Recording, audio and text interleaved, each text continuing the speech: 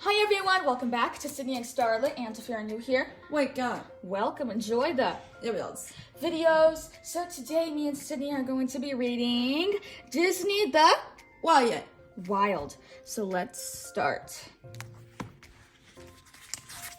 Sydney, can you find Larry? Where's Larry? Yes. Where's Larry? Okay, where's the snake? Back. Yeah, the snake is right there. That's Larry. Ryan was a lion cub who lived in a large zoo in New York City with his father, Samson, Benny the squirrel, Bridget the giraffe, Nigel the koala bear, Larry the snake, and a whole lot of other animals. What sounds does the lion make? Wow. Roar! Little Ryan was born in the zoo and had never lived in the wild. He longed to be as fearless as his father, and he tried hard to copy Samson's mighty roar, but all he could manage was a squeaky growl. Ryan was very embarrassed by it. Samson was always telling incredible tales of the times when he lived in the wild. Ryan had heard the stories so often that he knew them by heart.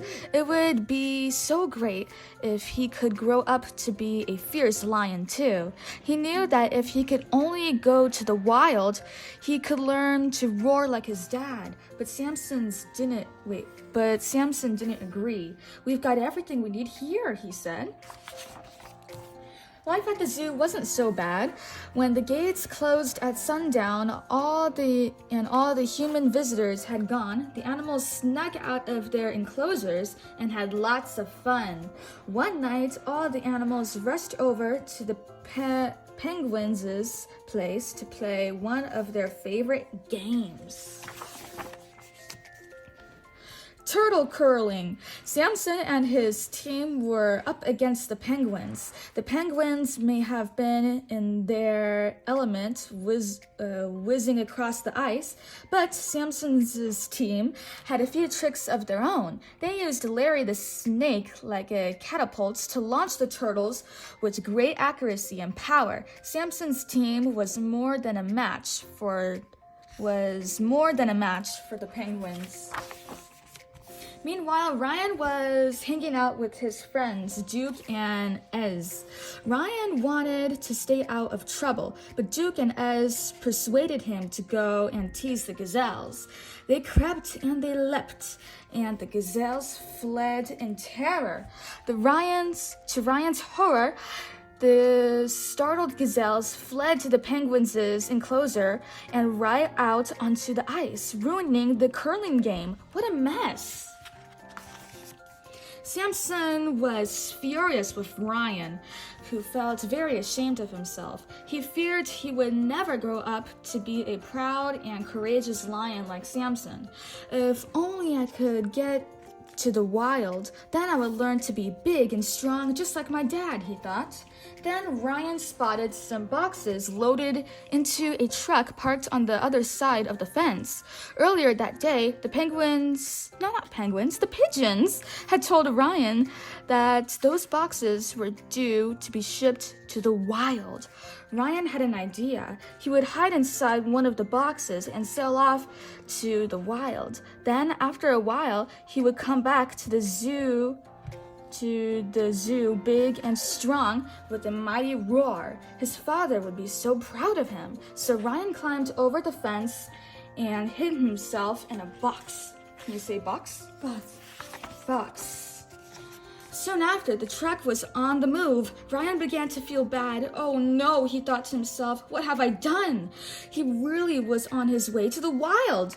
He didn't like the thoughts of being so far away from his dad. "Dad, help me! Get me out of here!" he yelled. Samson heard his son's cries and ran to the fence. He would have done anything to save his son. "I must save Ryan," he cried. "He'll never survive the wild all by himself." Samson, Nigel, Benny, Larry, and Bridget set off immediately in the search for Ryan. Somehow, the group of friends had to find their way across New York and all the way to the harbor. After some quick thinking, they hid inside a dust cart that was heading out of the zoo. Benny was confident that he could find his way through the enormous city. We ditched this trek on Fifth Avenue. Couple of lefts, couple of rights, bada boom, past Broadway, and bam! You're there, he told his friends. Soon the truck stopped and the animals found themselves in the middle of New York. It was a stunning sight. All around them were huge skyscrapers, taller than anything they'd ever seen.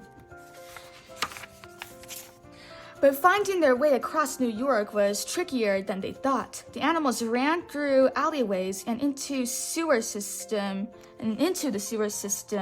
until at last they reached the harbor where Ryan's ship was about to sail. "Follow that ship," Samson cried.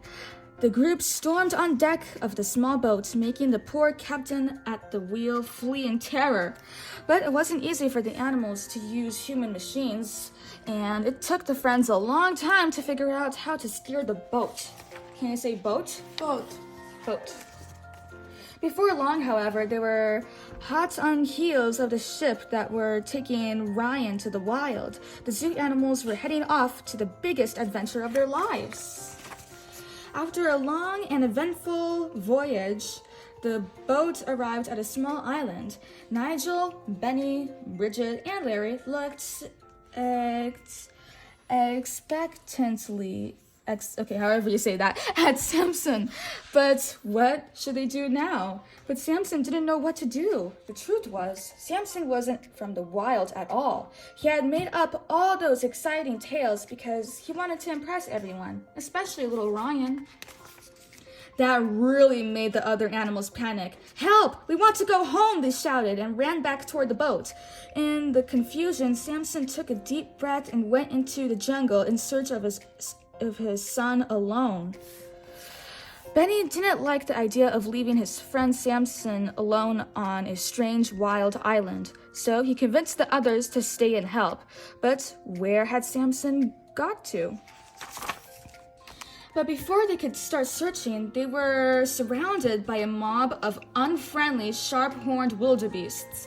The evil creatures forced the friends into a dark and scary cave. Then, to everyone's amazement, they crowned Nigel, just like a king. What on earth was going on? Kazar, the leader of the wildebeests, stepped forward. He explained that they believed Nigel was their god, and added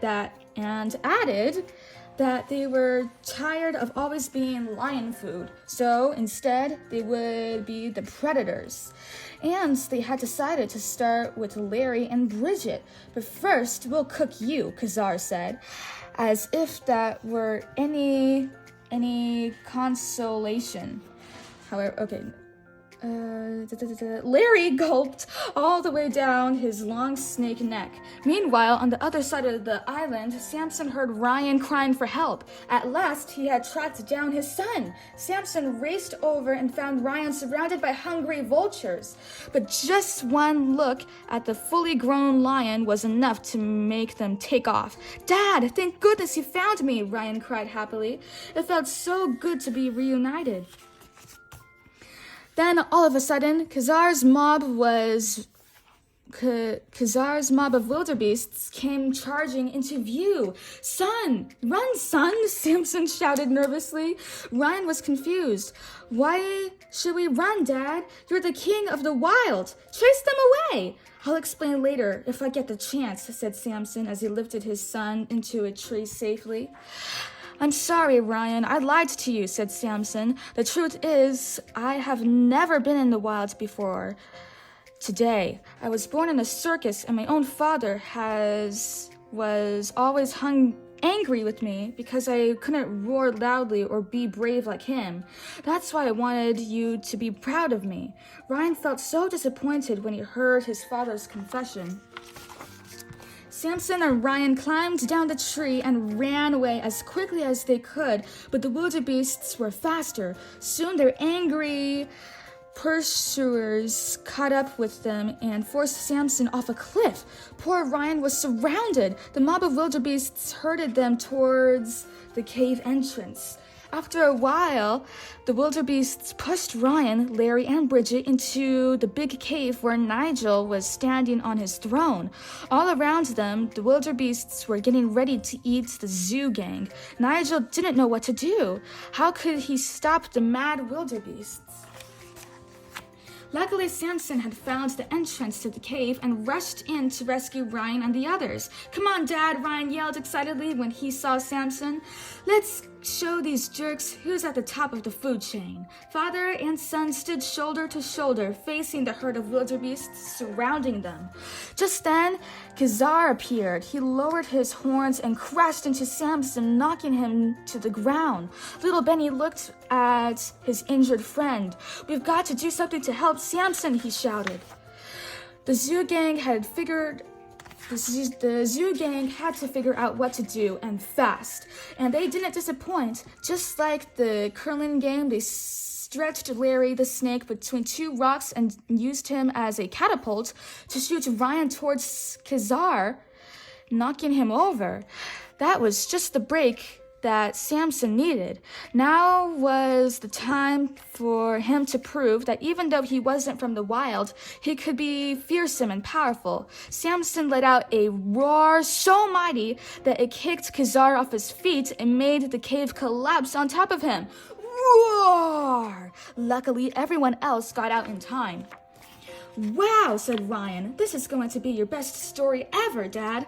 The animals set sail for New York. Ryan was proud of his father now. Samson had proved that you don't have to be born in the wild to be courageous.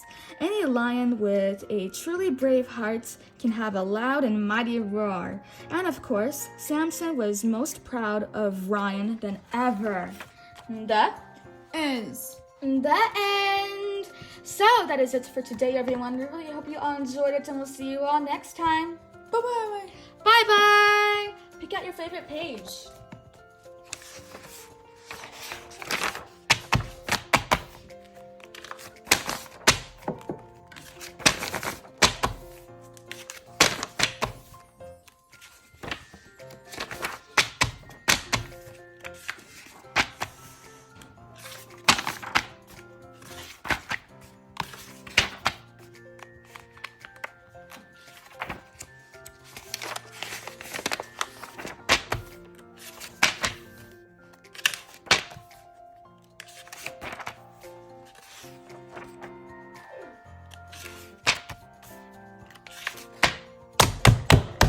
That's a perfect page.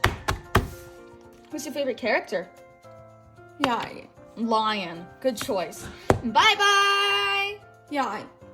Yes, lion.